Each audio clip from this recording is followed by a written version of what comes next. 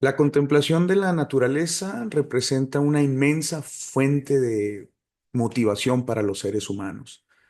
Despierta en nosotros variadas sensaciones y en muchos casos incluso nos lleva a actuar. La contemplación de la naturaleza, entonces, podemos decir que es buena y reconfortante. Sin embargo, si nos quedáramos en eso, en solo en contemplar, nos perderíamos de la inmensa belleza que se encuentra en el entendimiento de los fenómenos naturales. Veríamos solo una pequeña parte, a veces incluso la más insípida, de lo maravilloso que es la naturaleza y de la belleza que representa su posible entendimiento e interpretación por parte del cerebro humano. Hemos descubierto que cuando logramos dar un paso más allá de la simple contemplación, encontramos un universo extremadamente rico, interesante, misterioso y a veces comprensible. Una cosa que me parece formidable es que prácticamente siempre que intentamos explorar un poco más sobre la naturaleza, esta nos sorprende y nos muestra facetas que difícilmente hubieran podido siquiera ser imaginadas. Sí, sí hay casos en los que el cerebro humano logra vislumbrar posibilidades que efectivamente existen en la naturaleza y que no se habían descubierto. Algo que, por cierto, sucede muy pocas veces y siempre gracias a lo que se conoce previamente. Y esto no solo en la ciencia, que es donde normalmente ocurre, sino también en los típicos ejemplos o famosos casos de ciencia ficción y de la misma ficción. Casi siempre es la naturaleza la que nos sorprende, a pesar de que a veces nosotros logramos eso y nos muestra su impresionante creatividad. La mayoría de las veces andamos buscando algo y nos encontramos aspectos mucho más ricos e impresionantes de lo que creíamos. Claro que incluso en el caso en el que sí le atinamos, es precisamente la naturaleza la que le atina. Es decir, aunque a veces o muchas veces no seamos muy conscientes de ello, nosotros somos naturaleza. Todas las manifestaciones del ser humano son manifestaciones de la naturaleza. Todas. Las que llamamos buenas, las que llamamos malas, las que trascienden, las que se olvidan, las que quieran o no. Todas. Todas ellas son manifestaciones de la naturaleza. Tratar de entender la naturaleza en particular es entonces parte de la misma naturaleza.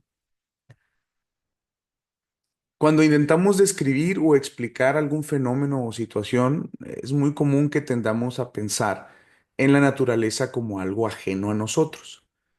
Pensamos en los fenómenos, sobre todo aquellos que involucran directamente a los seres humanos y a sus actividades, como aparte de los fenómenos naturales. Es decir, a veces, para poder investigar, es necesario hacer esa separación que sin embargo es ficticia y que en ocasiones, acostumbrados ya a hacerla de manera automática, puede olvidarse y podemos cometer el error de pensar que efectivamente somos cosas distintas. Algo así como que el ser humano está en la naturaleza, pero no forma parte de ella.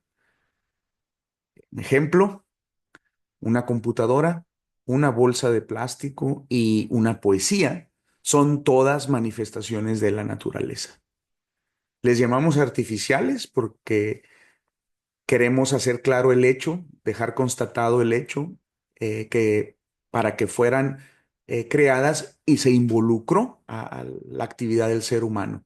Fueron los seres humanos los que las crearon y el término es adecuado y nos sirve para entendernos y comunicarnos, pero a veces olvidamos fácilmente que en realidad son naturales. Fueron formadas, ideadas, concebidas por la naturaleza. Sí, efectivamente a través nuestro, pero naturales.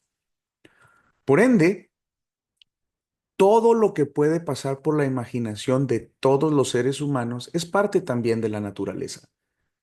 Creo que a veces en nuestra inquietud por sentirnos especiales, creemos o queremos sentir que cada uno de nosotros tiene una realidad y que por lo tanto existen muchas realidades.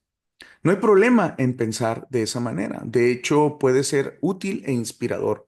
Lo que no debemos olvidar al final, y que por cierto no es algo malo ni limitante, es que todas esas realidades son parte de una mucho más grande, que incluye muchas otras que nada tienen que ver con nosotros y que además, algunas de esas, gracias a la contemplación y a la exploración, hemos sido capaces de encontrar y apreciar.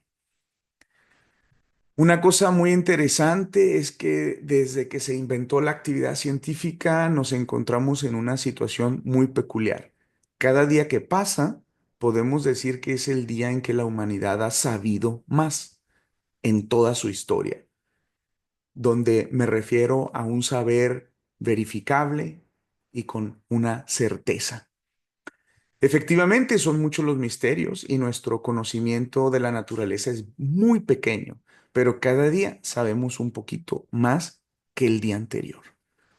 Afortunadamente, la riqueza de la naturaleza nos tiene extremadamente ocupados, entretenidos, con muchísimos misterios aún sin resolver y seguramente muchos más aún por descubrir. El hecho de que aún considerando la complejidad y gran magnitud de fenómenos naturales, seamos capaces de al menos comprender algunos de ellos es algo profundo y maravilloso. La naturaleza se contempla y se explora a sí misma. Como diría Sagan en algún momento, solo que con mis palabras porque no me acuerdo de la cita textual, el hidrógeno es el elemento químico más sencillo y más abundante del universo, pero no lo desestimen. Denle unos cuantos miles de millones de años y empezará a preguntarse sobre su propia existencia.